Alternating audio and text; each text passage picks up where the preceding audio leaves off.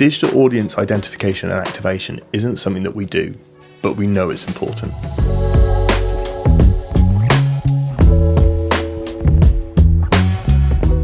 With all our content, an understanding of our client's audience is ultimately critical to the success of anything we produce.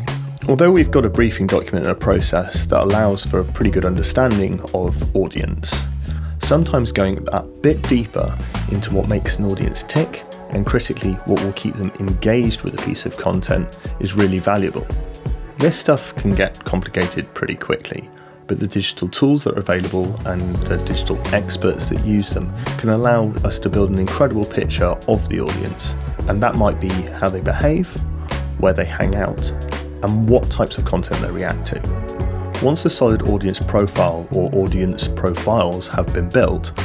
we can include this in any creative decisions or pragmatic decisions in the process that we have and make sure that this is going to work for whatever the end deliverables might be, whilst having a real focus on that audience.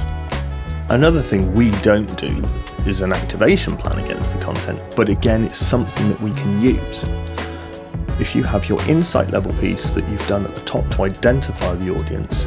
you can then link that with an activation plan to then make sure that the right people are seeing it in the right places. And that activation plan can have a real bearing on what we're doing here at Bexmedia, be it the length of content, be it creating different edits for maybe a lookalike audience. That plan and that activation can